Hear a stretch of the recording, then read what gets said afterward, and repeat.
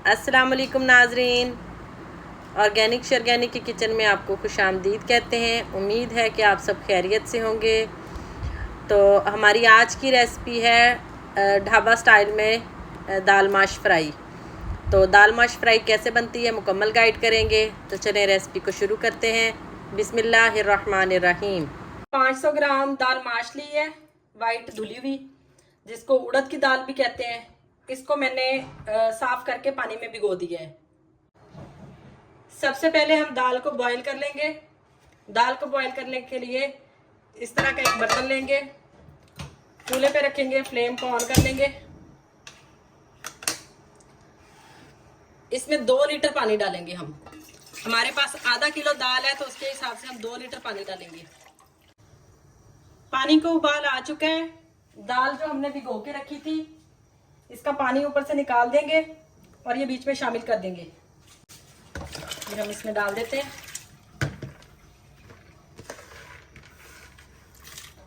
किसी चीज को बर्तन में नहीं रहने देते। अल्लाह का दिया हुआ रिज़्क है, इसकी नाकदरी नहीं करते। तो बर्तनों को अच्छे से साफ करते हैं। इसको हिला देंगे। दाल डालने के बाद इसको पहले 5 मिनट हाई फ्लेम पे, फिर लो फ्लेम पे कुक होने देंगे। दाल को उबाल आ चुका है। ये देखिए, इसके ऊपर जो ये जो फोम आया है, ये हमने निकालना नहीं है।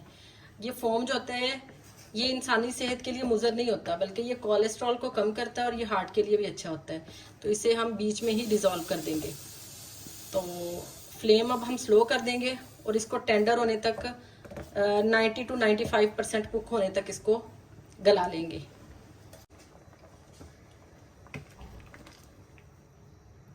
दाल हमारी गल चुकी है। दाल को हमने 90 to 95% ही कुक करना था। ये देखें कि अभी भी इसको तोड़ते हुए हल्की सी जान लगती है, मतलब ये अभी भी थोड़ी थोड़ी जान में है। ये देखें, ठीक है। तो बस इतना ही इसको कुक करना था। अभी हम इसको छान कर इसका पानी निकाल लेते हैं। इसका पानी निकालना इसलिए भी जरूरी है क्योंकि अगर ये पानी के अंदर रहेगी तो ये और कुक हो जाएगी। इसके साथ ये कढ़ाई लेंगे, फ्लेम को ऑन कर दिया है। 2 कप हम इसमें ऑयल डालेंगे। ऑयल ज्यादा हमने इसलिए डाला है क्योंकि ऑयल इसमें ज्यादा ही अच्छा लगता है। और अगर आप रेस्टोरेंट स्टाइल बना रहे हैं तो आपको ऑयल ज्यादा ही डालना पड़ेगा, क्योंकि जब आप सर्व करते हो तो बीच में जो तरी नजर आती है वो बहुत खूबसूरत लगती है। 2 प्याज है मेरे पास, फाइनली चॉप किए हुए, ये भी शामिल कर देंगे।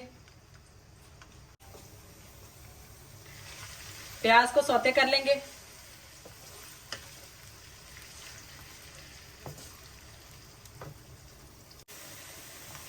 प्याज को हमने ब्राउन नहीं करना, सिर्फ सौते करना है। प्याज सौते हो चुका है। 2 चम्मच लहसुन अदरक का पेस्ट है, ये भी शामिल कर देंगे। इसे भी थोड़ा सौते कर लेंगे।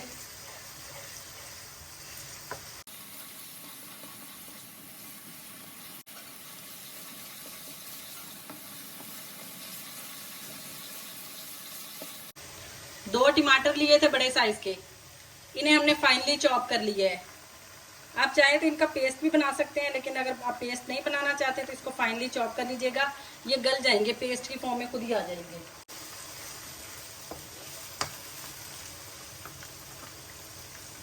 7 से 8 हरी मिर्चें ली थी, जिनमें से कुछ हम अभी डाल देंगे और कुछ हम इसको जब सर्व करेंगे तब डालेंगे।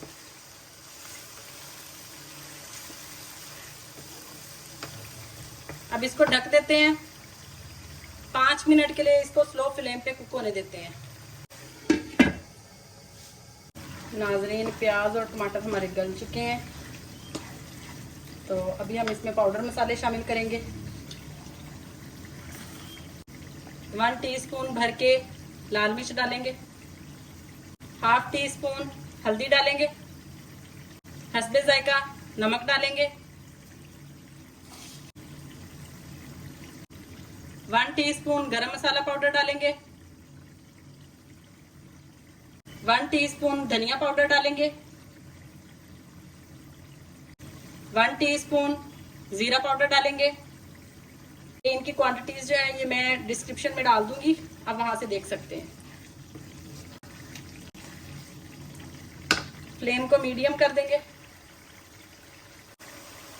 ये जो दाल का पानी हमने छाना था ये वेस्ट नहीं करना, ये थोड़ा सा डालेंगे और इसको मजीद मसालों को स्मूथ होने तक गलने देंगे।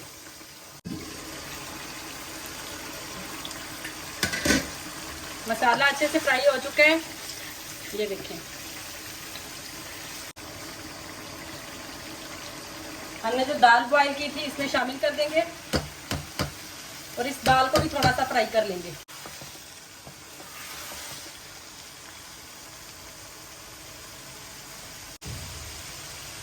दाल फ्राई हो चुकी है।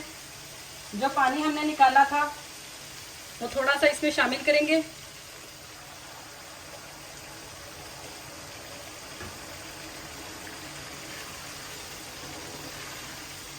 और इसको ढककर 4 से 5 मिनट मजीद दम लगा देंगे।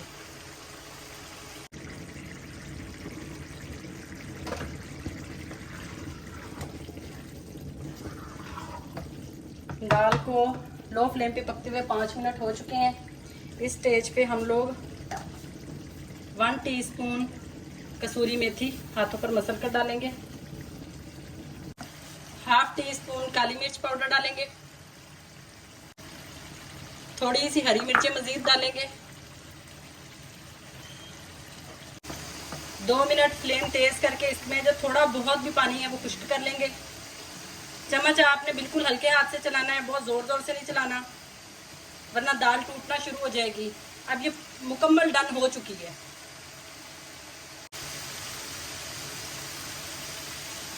नाजरीन, हमारी ढाबा स्टाइल में दाल बिल्कुल तैयार हो चुकी है।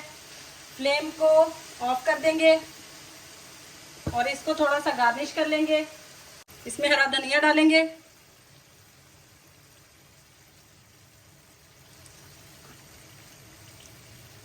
बिल्कुल थोड़ी सी हरी मिर्च डालेंगे ऊपर से।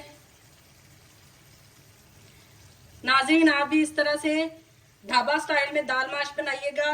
आपको बाहर से जाकर खाने की जरूरत ही नहीं पड़ेगी। बहुत मजेदार बनती है। आप भी बनाइएगा, खुद भी खाइएगा, दूसरों को भी खिलाइएगा और हमें दुआओं में याद रखिएगा। मिलते हैं नेक्स्ट रेसिपी में, तब तक के लिए अल्लाह हाफिज।